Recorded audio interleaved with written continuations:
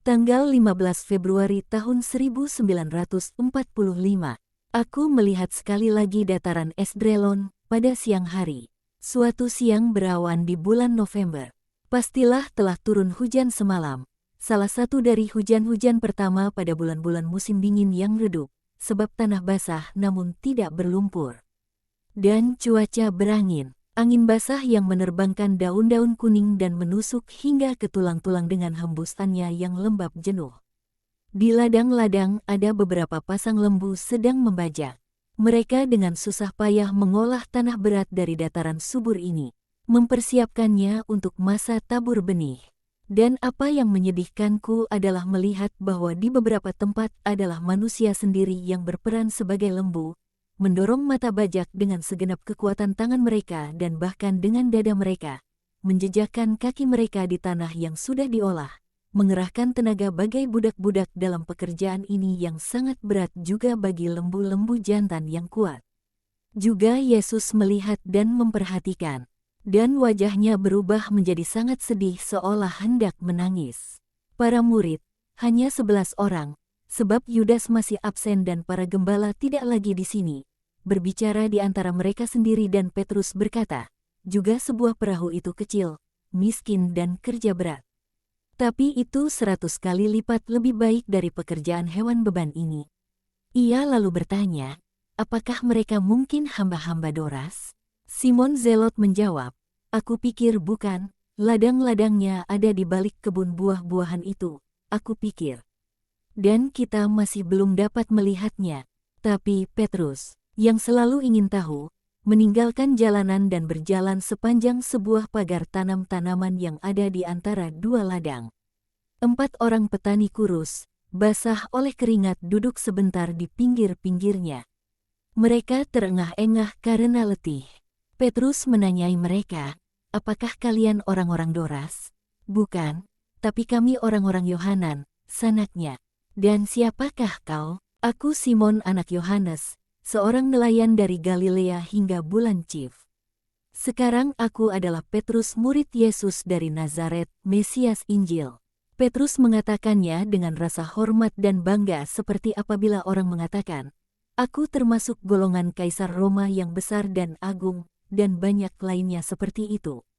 Wajah jujurnya bercahaya penuh sukacita dalam mengakui diri sebagai murid Yesus. Oh, Mesias, di mana? Di manakah ia? Tanya keempat orang malang itu. Yang itu di sana, yang tinggi berambut terang, mengenakan jubah merah gelap, yang sekarang sedang melihat kemari, dan tersenyum menantikanku. Oh, jika kami ke sana, apakah ia akan mengusir kami? Mengusir kalian? Kenapa? Ia adalah sahabat mereka yang malang, miskin, tertindas, dan aku pikir kalian, ya, kalian adalah orang-orang seperti itu. Oh, ya memang, tapi tidak seperti orang-orang Doras. Setidaknya kami masih punya roti sebanyak yang kami inginkan dan kami tidak dicambuk terkecuali kami berhenti bekerja. Tapi, jadi, jika Tuan Yohanan yang baik mendapati kalian di sini sedang bercakap-cakap, dia akan mencambuk kami lebih dari dia mencambuk anjing-anjingnya. Petrus bersiul penuh arti. Lalu dia berkata, baik, lebih baik jika kita melakukan ini, dan menangkupkan tangan ke mulutnya dia berteriak lantang, Guru, datanglah kemari. Ada beberapa hati yang menderita dan mereka menginginkan engkau. Tapi, apakah yang kau katakan? Ia datang kemari, tapi kami adalah hamba-hamba yang hina. Keempat orang itu gemetar atas kelancangan yang demikian. Tapi cambuk tidak menyenangkan, dan jika orang Farisi yang baik itu muncul, aku tak ingin mendapat bagian. Petrus berkata seraya tertawa dan dengan tangannya yang besar dia mengguncang-guncangkan seorang yang paling gemetaran dari keempat orang itu. Yesus dengan langkah-langkah panjangnya hampir tiba. Keempat orang itu bengong harus berbuat apa. Mereka ingin lari dan menemuinya, tapi mereka lumpuh oleh rasa hormat. Makhluk-makhluk malang yang sepenuhnya ketakutan atas kekejaman manusia. Mereka rebah prostratio dengan wajah mereka mencium tanah, menyembah Mesias yang sedang datang menghampiri mereka. Damai bagi mereka semua yang menginginkan aku. Barang siapa menginginkan aku, menginginkan yang baik, dan aku mengasihinya sebagai seorang sahabat. Bangkitlah, siapakah kalian? Tapi keempat orang itu hanya mengangkat wajah mereka dari tanah, dan tetap berlutut dan membisu. Petrus menjelaskan, mereka adalah 4 hamba Yohanan si Farisi, seorang sanak Doras. Mereka ingin berbicara kepadamu, tapi jika dia datang, akan ada berondongan dera. Itulah sebabnya mengapa aku katakan kepadamu, datanglah. Bangunlah, anak-anak, ia tidak akan melahap kalian. Milikilah iman, pikirkan saja bahwa ia adalah salah seorang teman kalian. Kami tahu mengenai engkau. Yunus mengatakannya kepada kami, aku datang untuknya. Aku tahu bahwa dia mewartakan aku. Apakah yang kalian ketahui tentang aku? Bahwa engkau adalah Mesias, bahwa dia melihat engkau sebagai seorang bayi, bahwa para malaikat memadahkan damai kepada orang-orang baik dengan kedatanganmu, bahwa engkau dianiaya, bahwa engkau diselamatkan dan bahwa sekarang engkau tengah mencari para gembalamu dan engkau mengasihi mereka. Hal-hal yang terakhir ini baru dikatakannya kepada kami. Dan kami pikir, jika ia begitu baik hingga mencari para gembala dan mengasihi mereka, ia pasti juga akan sedikit suka kepada kami. Kami sangat merindukan seseorang yang mau mengasihi kami. Aku mengasihi kalian. Apakah kalian banyak menderita? Oh, tapi terlebih lagi orang-orang Doras. Jika Yohanan mendapati kami berbicara di sini, tapi hari ini dia di Gergesa. Dia belum kembali dari hari raya Pondok Daun. Tapi bendaharanya sore ini akan memberi kami makan sesudah mengecek pekerjaan yang kami lakukan. Tapi tak mengapa, kami tidak akan istirahat makan pukul 6 dan kami akan mengejar ketinggalan atas waktu yang hilang ini. Katakan, sobat, apakah aku akan dapat bekerja dengan alat itu? Apakah itu suatu pekerjaan yang sulit? Tanya Petrus. Tidak sulit. Tapi suatu kerja keras, butuh tenaga besar. Aku punya itu, tunjukkan caranya. Jika aku berhasil, kalian dapat berbicara dan aku akan menjadi lembunya. Kalian, Yohanes, Andreas dan Yakobus, ikut pelajaran ini. Kita akan meninggalkan ikan demi cacing-cacing tanah. Ayo, Petrus menempatkan kedua tangannya di atas palang balok. Ada 2 orang di setiap bajak. 1 di setiap sisi balok yang panjang. Dia melihat dan menirukan semua gerakan si petani. Sebab dia kuat dan tenaganya segar, dia dapat bekerja dengan baik dan si petani memujinya. Aku ahli dalam membajak dengan gembira, seru Petrus yang baik. Ayo, Yohanes, kemarilah, sepasang lembu di setiap bajak. Yakobus dan anak lembu bisu saudaraku itu di bajak yang satunya. Betul. Tarik, dan kedua bajak pun maju berdampingan mengolah tanah dan menyusuri galur-galur sepanjang tanah pertanian yang panjang. Yang di ujungnya mereka berbalik dan menyusuri galur-galur yang baru. Mereka tampak seolah sudah bekerja sebagai para petani sepanjang hidup mereka. Betapa baiknya teman-temanmu, kata hamba Yohanan yang paling berani. Apakah engkau membuat mereka demikian? Aku telah membimbing kebaikan mereka. Seperti yang kalian lakukan dengan gunting pemangkas. Kebaikan sudah ada dalam diri mereka. Sekarang berkembang baik sebab ada yang merawatnya. Mereka juga rendah hati. Mereka adalah teman-temanmu dan meski begitu mereka melayani kami. Hamba-hamba miskin, seperti itu. Hanya mereka yang mencintai kerendahan hati, kelemah lembutan, pengendalian diri, kejujuran dan kasih di atas segalanya, dapat tinggal bersama aku. Sebab barang siapa mengasihi Allah dan sesamanya, sebagai konsekuensinya, memiliki segala keutamaan dan memperoleh surga. Akankah kami dapat memperolehnya juga, kami, yang tak punya waktu untuk berdoa, untuk pergi ke bait Allah? Bahkan untuk mengalihkan kepala kami dari galur-galur ini, katakan padaku, apakah kalian membenci Dia yang memperlakukan kalian dengan kerja begitu berat? Apakah ada dalam dirimu pemberontakan dan celaan terhadap Allah sebab telah menempatkanmu di antara yang paling rendah di bumi? Oh, tidak, Guru, itu nasib kami. Tapi apabila lelah, kami melemparkan diri ke atas pembaringan jerami kami dan kami katakan, baiklah, Allah Abraham tahu bahwa kita begitu kehabisan tenaga hingga kita tak dapat mengatakan lebih dari terpujilah Allah, dan kami juga mengatakan, juga hari ini kami hidup tanpa berbuat dosa. Engkau tahu, kami juga dapat menipu sedikit dan makan buah bersama roti kami, atau menuangkan sedikit minyak ke atas rebusan sayuran. Tapi Tuhan mengatakan, roti dan sayuran sudah cukup untuk para hamba, dan pada musim panen sedikit cuka dalam air untuk melegakan dahaga mereka dan memberi mereka kekuatan. Dan kami melakukan itu. Bagaimanapun, kami dapat berlaku lebih buruk. Dan dengan sungguh-sungguh aku katakan kepada kalian bahwa Allah Abraham tersenyum pada hati kalian. Sementara ia memalingkan wajah yang keras kepada mereka yang menghinanya di bait Allah dengan doa-doa munafik, sebab mereka tidak mengasihi sesama mereka. Oh, tapi mereka mengasihi orang-orang yang seperti mereka. Setidaknya, seolah mereka melakukannya. Sebab mereka saling menghormati satu sama lain dengan hadiah-hadiah dan saling membungkuk. Kepada kamilah mereka tidak mengasihi. Tapi kami berbeda dari mereka, dan itu adil.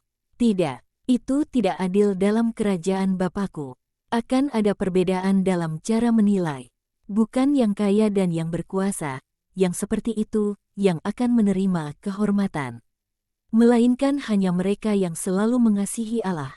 Mengasihinya melampaui diri mereka sendiri dan melampaui segala sesuatu, seperti uang, kuasa, perempuan, meja yang berlimpah, dan mengasihi sesama mereka, yakni semua orang, baik yang kaya maupun yang miskin, yang terpandang maupun yang tidak, yang terpelajar maupun yang tak berbudaya, yang baik maupun yang jahat. Ya, kalian harus mengasihi juga orang-orang jahat, bukan karena kejahatan mereka, melainkan karena belas kasihan terhadap jiwa mereka yang mereka lukai sampai mati. Adalah perlu mengasihi mereka dengan memohon kepada Bapa Surgawi untuk menyembuhkan mereka dan menebus mereka. Dalam kerajaan surga mereka yang diberkati adalah mereka yang menghormati Allah dengan kebenaran dan keadilan, yang mengasihi orang tua mereka dan sanak saudara mereka karena rasa hormat. Mereka yang tidak mencuri apapun dengan cara apapun, yakni mereka yang telah memberi dan mendapatkan apa yang adil, juga dalam pekerjaan para hamba, mereka yang tidak menghancurkan reputasi ataupun makhluk dan tidak berhasrat membunuh, bahkan ketika perilaku orang lain begitu keji hingga membangkitkan hati untuk mencaci dan memberontak, mereka yang tidak bersumpah palsu melawan sesama dan kebenaran, mereka yang tidak melakukan perzinahan atau dosa daging apapun, mereka yang karena lemah lembut dan bijak, selalu menerima bagian mereka tanpa iri terhadap yang lain. Milik merekalah kerajaan surga, dan juga seorang pengemis dapat menjadi seorang raja yang berbahagia di atas sana. Sedangkan seorang tetrash, dengan segala kekuasaannya, lebih tak berarti dari bukan apa-apa, bukan, lebih parah dari bukan apa-apa, dia akan menjadi mangsa Mamon, apabila dia sudah berdosa melawan hukum abadi 10 perintah Allah. Para hamba mendengarkannya dengan mulut ternganga. Dekat Yesus ada Bartolomeus, Matius, Simon, Filipus, Thomas, Yakobus dan Yudas Alfeus. Keempat yang lain terus bekerja, wajah mereka merah padam dan berkeringat namun gembira. Petrus cukup dapat membuat mereka semua gembira. Oh, betapa tepat Yunus menyebutmu, kudus. Semuanya kudus dalam engkau, sabdamu, tatapanmu, senyumanmu. Kami belum pernah merasakan jiwa kami seperti ini. Sudah lamakah kalian tidak bertemu Yunus? Sejak dia sakit, ya, guru, dia tak tahan lagi. Lama sebelumnya dia sudah menyeret diri. Tapi sesudah kerja musim panas dan panen anggur dia tak lagi dapat berdiri. Dan meski begitu sih, memaksanya bekerja. Oh, engkau katakan bahwa kita harus mengasihi semua orang, tapi sungguh sangat sulit mengasihi hiena, dan Doras lebih buruk dari seekor hiena. Yunus mengasihinya, ya, guru, dan aku katakan bahwa dia seorang santo seperti mereka yang tewas dimartir karena kesetiaan mereka kepada Tuhan Allah kita. Kau mengatakan yang benar. Siapakah namamu? Mika, dan ini Saul, dan ini Joel, dan ini Yesaya. Aku akan menyebut nama kalian di hadapan Bapa Dan kau katakan bahwa Yunus sakit payah? Ya, begitu menyelesaikan pekerjaannya dia melemparkan diri ke atas jerami dan kami tidak melihatnya lagi. Para hamba Doras yang lain yang memberitahu kami, apakah dia bekerja sekarang? Ya, jika dia dapat berdiri, dia semestinya ada di balik kebun apel itu. Apakah hasil panen Doras bagus? Ya, terkenal di segenap penjuru wilayah. Tanam-tanaman harus disanggah oleh sebab ukuran buahnya yang luar biasa, dan Doras harus membuat tong-tong baru sebab begitu melimpah buah anggur hingga tong-tong biasa tak dapat menampungnya. Pastilah Doras mengganjari hambanya, ganjaran. Oh, Tuhan, betapa sedikit yang engkau tahu mengenainya. Tapi Yunus mengatakan kepadaku bahwa beberapa tahun yang lalu Doras menderanya hingga nyaris tewas sebab kehilangan beberapa berkas anggur dan dia menjadi budak karena hutang. Sebab majikannya mempersalahkannya atas kehilangan sedikit dari hasil panennya. Karena tahun ini dia memperoleh panen yang luar biasa melimpah, sepatutnya dia memberinya hadiah. Tidak, dia menderanya dengan keji. Menuduhnya tidak menghasilkan panen semelimpah tahun-tahun sebelumnya, sebab dia tidak merawat tanahnya. Orang itu sungguh binatang, seru Matius. Bukan, dia tidak punya jiwa, kata Yesus. Aku meninggalkan kalian, anak-anakku, dengan berkat. Adakah hari ini kalian mempunyai roti dan makanan? Kami punya roti ini. Dan mereka memperlihatkan kepadanya sebongkah roti berwarna gelap yang mereka keluarkan dari sebuah kantong yang tergeletak di tanah. Ambillah makananku, aku hanya punya ini, tapi aku akan tinggal di tempat Doras hari ini dan engkau di rumah Doras, ya, untuk menebus Yunus. Tidak tahukah kalian, tak seorang pun yang tahu apapun di sini. Tapi, janganlah percaya kepadanya, Guru. Engkau bagai seekor anak domba dalam liang serigala. Petik 2. Dia tak akan dapat mencelakai aku. Ambillah makananku, Yakobus, berikanlah kepada mereka apa yang kita punya. Juga anggurmu, kalian juga harus bersukacita sedikit, teman-temanku yang malang. Baik jiwamu maupun tubuhmu. Petrus, marilah kita pergi. Aku datang, Guru, hanya tinggal galur ini yang perlu dibajak. Dan dia berlari kepada Yesus, di wajahnya tergambar keletihan. Dia mengeringkan diri dengan sehelai mantol yang tadi ditanggalkannya, kemudian dia mengenakan mantolnya kembali dan dia tertawa gembira. Keempat orang itu tak dapat lebih lagi berterima kasih. Apakah engkau akan lewat sini lagi, Guru? Ya, nantikan aku. Kalian akan mengucapkan salam perpisahan kepada Yunus. Dapatkah kalian melakukan itu? Oh, ya, tanah harus selesai dibajak sore ini. Lebih dari 2/3 sudah selesai dikerjakan. Dengan betapa baik dan cepat. Teman-temanmu sungguh kuat, semoga Allah memberkati engkau. Hari ini bagi kami adalah pesta yang terlebih besar dari Paskah. Oh, semoga Allah memberkati kalian semua. Yesus langsung menuju kebun apel. Mereka melintasinya dan tiba di ladang Doras. Para petani lainnya sedang membajak atau memungkuk menyingkirkan segala tanam-tanaman kecil liar dari galur-galur tanah. Tapi Yunus tidak ada di sana. Orang-orang mengenali Yesus dan menyalaminya tanpa meninggalkan pekerjaan mereka. Di manakah Yunus? Sesudah 2 jam bekerja dia terjatuh di atas galur dan dihantar pulang. Yunus yang malang. Sekarang dia tidak akan harus lama menderita lagi. Dia mendekati ajalnya. Kami tidak akan pernah punya seorang sahabat yang lebih baik darinya. Kalian punya aku di dunia dan dia dalam pangkuan Abraham. Orang-orang mati mengasihi orang-orang hidup dengan kasih ganda, kasih mereka sendiri dan kasih yang mereka dapatkan dengan bersama dengan Allah. Karenanya adalah kasih yang sempurna. Oh, pergilah kepadanya segera, agar dia dapat melihat engkau dalam penderitaannya. Yesus memberkati dan pergi. Apakah yang akan engkau lakukan sekarang? Apakah yang akan engkau katakan kepada Doras? Tanya para murid. Aku akan pergi seolah aku tidak tahu apa-apa. Jika dia melihat bahwa dia ditemui dengan adil dan jujur, mungkin dia akan berbelas kasihan terhadap Yunus dan para hamba. Temanmu benar, dia itu serigala, kata Petrus kepada Simon. Lazarus tidak mengatakan apapun selain kebenaran dan dia bukan seorang pengkhianat. Kau akan bertemu dengannya dan kau akan menyukainya, jawab Simon. Rumah si Farisi sudah kelihatan besar, rendah, namun dibangun kokoh, di tengah-tengah kebun buah-buahan yang sekarang belum berbuah. Sebuah rumah desa, tapi mewah dan nyaman. Petrus dan Simon pergi mendahului untuk memberi kabar. Doras keluar, seorang laki-laki tua dengan profil keras seorang yang tamak. Dua mata ironis, sebuah mulut ular yang menyunggingkan senyum munafik di balik jenggot yang lebih banyak putihnya daripada hitamnya. Salam, Yesus, dia menyambut secara informal dan dengan keangkuhan yang terlihat jelas. Yesus tidak mengatakan, "Damai," ia menjawab, "kiranya salammu kembali kepadamu.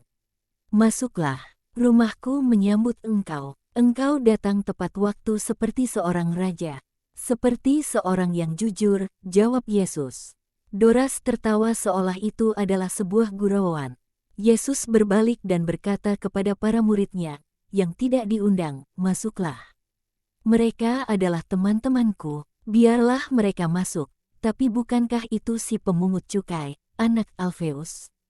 "Ini Matius, pengikut Kristus," kata Yesus dalam nada yang membuat lawan bicaranya mengerti dan dia melepaskan tawa dengan lebih terpaksa dari sebelumnya. Doras hendak menundukkan si guru Galilea, yang miskin, di bawah kekayaan rumahnya yang mewah di bagian dalamnya. Mewah dan dingin, para pelayan tampak bagai para budak. Mereka berjalan dengan pundak membungkuk, menyelinap dengan cepat, selalu takut akan hukuman. Orang merasa bahwa rumah itu dikuasai oleh hati yang dingin dan kedengkian. Tapi Yesus tidak dapat ditundukkan dengan pamer kekayaan atau dengan menyebutkan kerabat seseorang dan Doras, yang mengerti ketidakacuhan sang guru, membawanya ke dalam taman buah-buahan, memamerkan kepadanya tanam-tanaman langka dan menawarkan buahnya kepadanya, yang dihantarkan oleh para pelayan dalam nampan-nampan dan cawan-cawan emas. Yesus menikmati dan memuji kelezatan buah, yang sebagian diawetkan sebagai minuman, yakni buah-buah persik yang elok, dan sebagian dalam keadaan alami mereka, yakni buah-buah per dengan ukuran yang langka. "Aku adalah satu-satunya yang memiliki buah-buah ini di Palestina dan aku pikir tidak ada buah-buah seperti ini di segenap jazirah ini. Aku mendatangkannya dari Persia dan bahkan tempat yang lebih jauh lagi. Biaya karavannya saja seharga 1 talenta. Tapi bahkan para tetrash tak memiliki buah-buah seperti ini. Mungkin bahkan kaisar pun tidak memilikinya. Aku menghitung semua buah-buahnya dan aku menginginkan bijinya. Dan buah-buah per disantap hanya di mejaku sebab aku tak ingin bahkan 1 biji pun diambil orang. Aku mengirimkan beberapa biji kepada Hanas, tapi hanya yang matang sehingga biji-biji itu steril. Tapi itu adalah tanam-tanaman Allah. Dan segenap manusia adalah sederajat. Sederajat? Tidak. Aku sederajat dengan orang-orang Galileamu. Jiwa berasal dari Allah dan ia menciptakannya sederajat. Tapi aku Doras, si Farisi yang taat. Dia tampak sebangga seekor merak dalam mengatakannya. Yesus mendaratkan pandangan sekilas kepadanya dengan mata safirnya yang menjadi semakin berkilau, suatu tanda yang menunjukkan belas kasihan atau kekerasan. Yesus jauh lebih tinggi dari Doras dan menjulang tinggi di atasnya, agung dalam jubah ungunya dekat si Farisi yang kecil, agak bongkok, yang keriput dalam pakaian yang mencolok lebarnya dan penuh jumbai-jumbai. Doras, sesudah beberapa saat kagum atas dirinya sendiri, berseru, "Yesus, mengapakah engkau mengutus Lazarus, saudara seorang pelacur, ke rumah Doras, seorang Farisi yang murni? Apakah Lazarus itu temanmu? Janganlah lakukan itu. Tidak tahukah engkau bahwa dia itu dikutuk sebab saudarinya, Maria, adalah seorang pelacur? Aku hanya mengenal Lazarus dan perbuatan-perbuatannya yang adalah jujur. Tapi dunia ingat akan dosa-dosa dari rumah itu dan melihat bahwa cemarnya tersebar ke teman-temannya. Janganlah pergi ke sana. Mengapakah engkau tidak menjadi seorang Farisi? Jika engkau mau, aku seorang yang berpengaruh. Aku akan membuatmu diterima.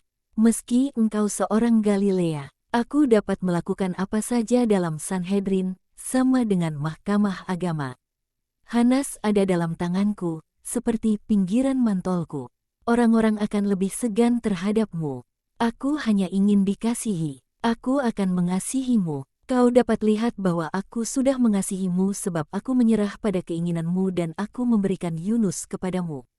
Aku membayar untuk itu. Benar, dan aku terkejut bahwa engkau mampu membayar jumlah yang begitu besar.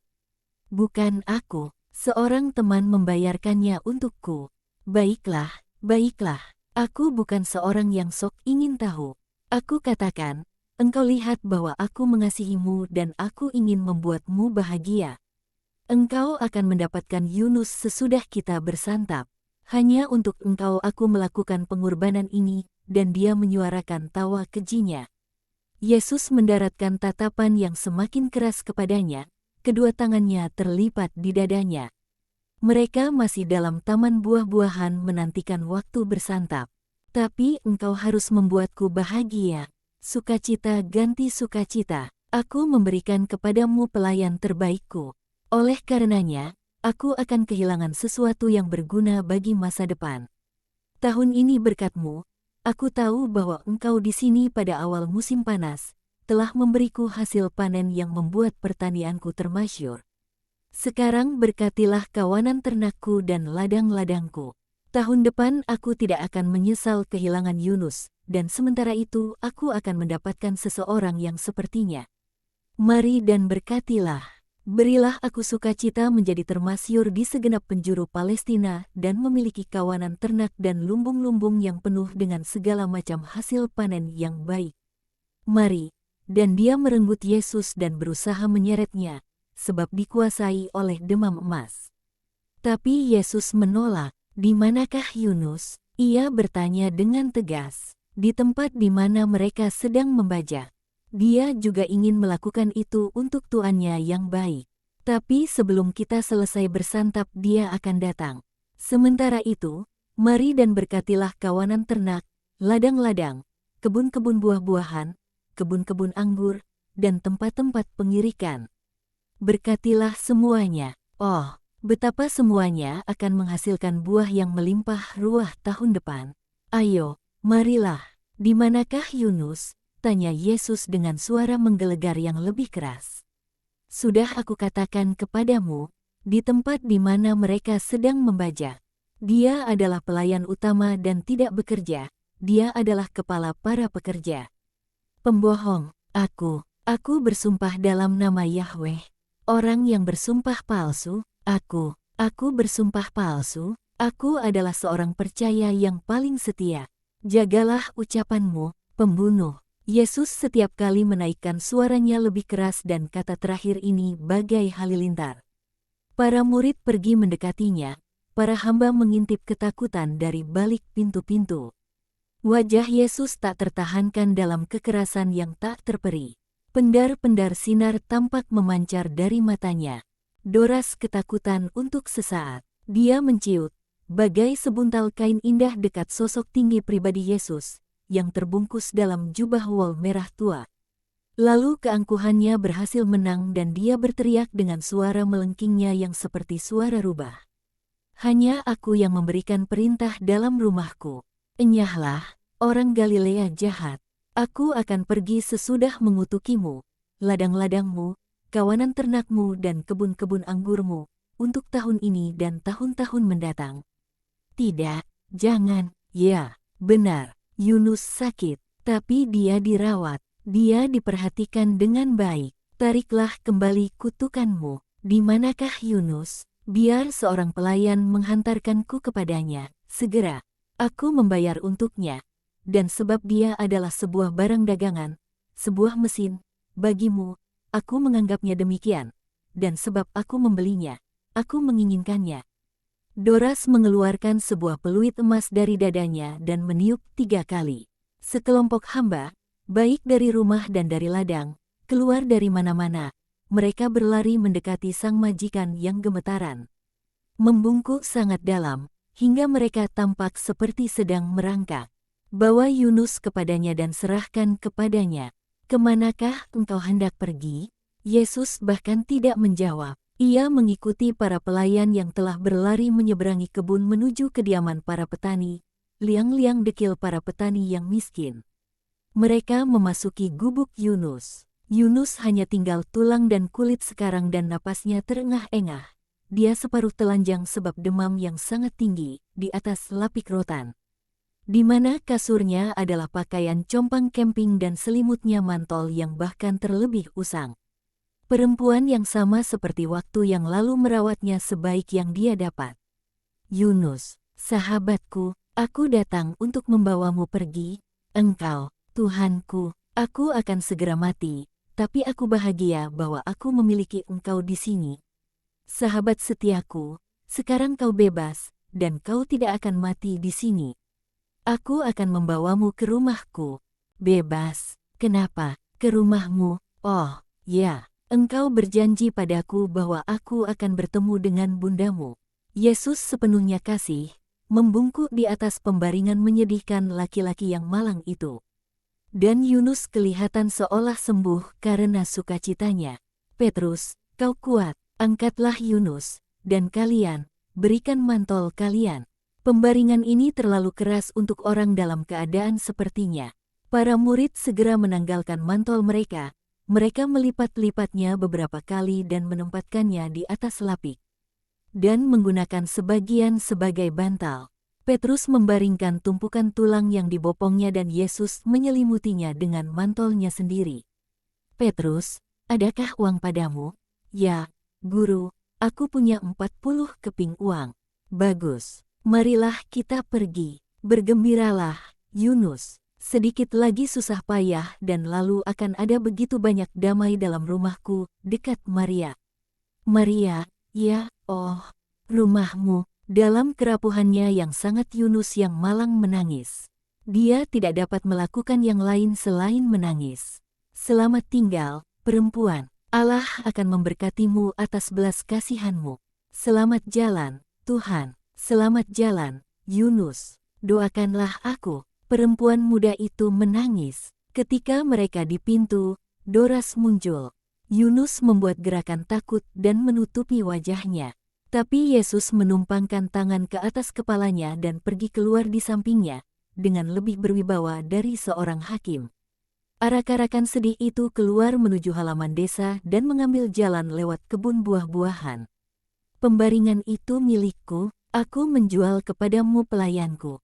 Bukan pembaringan. Yesus melemparkan kantong uang ke depan kakinya tanpa mengucapkan sepatah kata pun. Doras mengambil kantong uang itu dan mengeluarkan isinya. 40 keping uang dan 5 dirham. Terlalu sedikit. Yesus menatap penganiaya tamak yang menuntut itu dari atas ke bawah, namun tidak menjawab. Mustahil mengatakan apa arti gerakannya itu. Setidaknya katakan kepadaku bahwa engkau menarik kembali kutukan itu. Yesus menundukkannya sekali lagi dengan sebuah tatapan dan beberapa patah kata. Aku mempercayakan kau pada Allah Sinai, dan ia pergi berlalu penuh wibawa, di samping pembaringan desa, yang diusung Petrus dan Andreas dengan sangat hati-hati. Ketika Doras melihat bahwa semuanya sia-sia belaka, bahwa hukuman itu pasti, dia berteriak, kita akan bertemu kembali. Yesus, engkau akan ada dalam cengkeramanku lagi, aku akan bertempur mati-matian denganmu. Kau dapat membawa orang yang sudah loyo itu. Aku tak lagi membutuhkannya, aku akan menghemat biaya penguburannya. Enyahlah, setan terkutuk. Aku akan membuat seluruh Sanhedrin menghadapimu. Setan. Yesus berpura-pura ia tidak mendengar.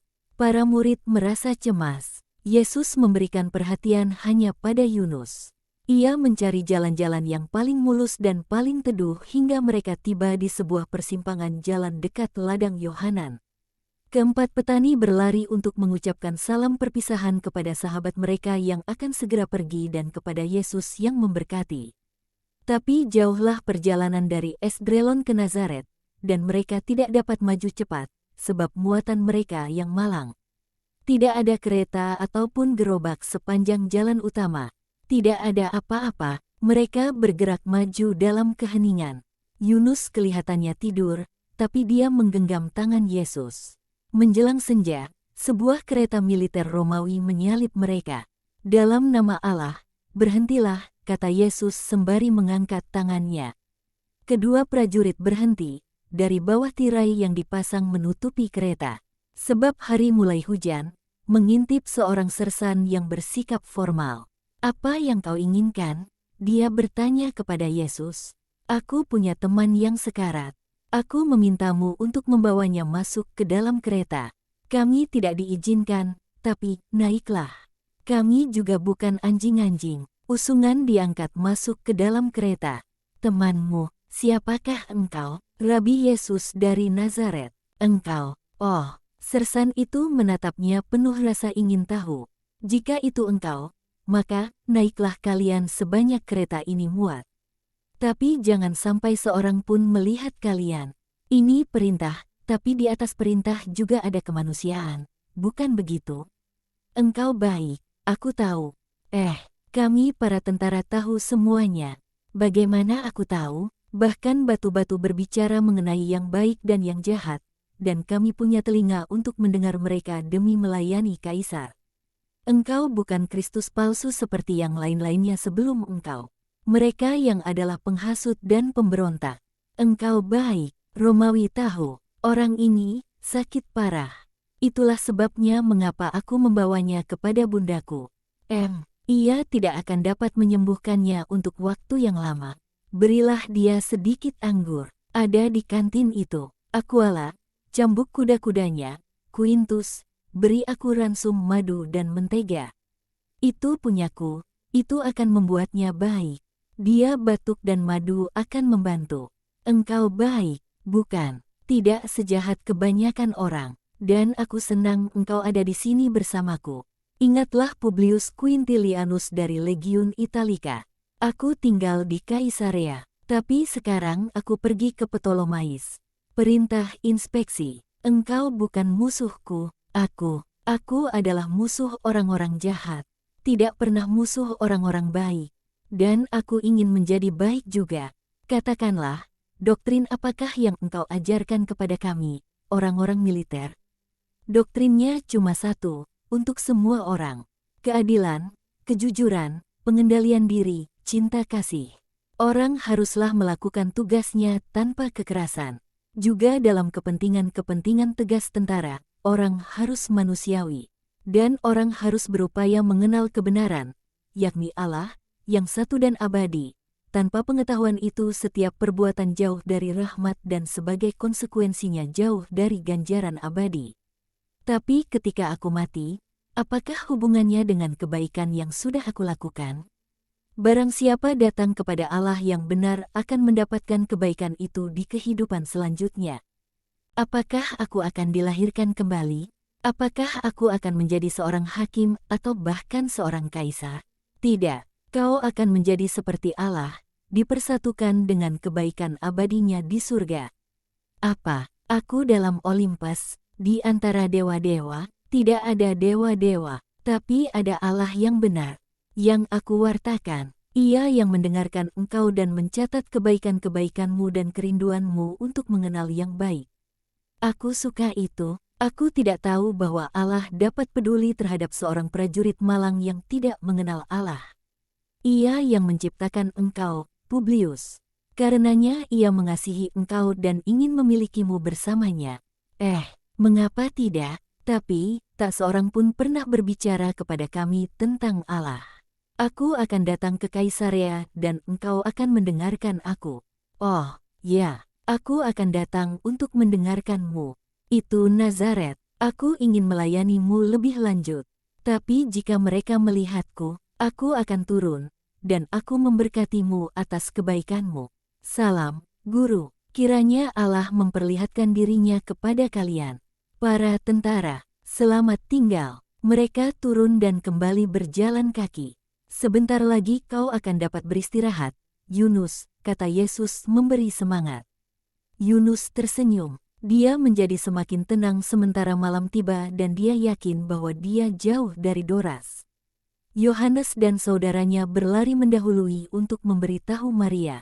Dan ketika arak-arakan kecil itu tiba di Nazaret, di larut malam yang nyaris sunyi, Maria sudah berada di pintu menantikan putranya. Bunda, ini Yunus. Dia akan bernaung di bawah kebaikanmu demi mulai menikmati firdausnya. Apakah kau bahagia, Yunus? Bahagia, bahagia, bisik laki-laki tanpa daya itu seolah dia ada dalam ekstasi. Dia dibawa masuk ke dalam kamar yang kecil di mana Yosef wafat. Kau ada di atas pembaringan Bapakku, dan ini bundaku, dan aku di sini. Lihat, Nazaret menjadi Betlehem, dan kau sekarang adalah Yesus kecil di antara dua orang yang kau kasihi.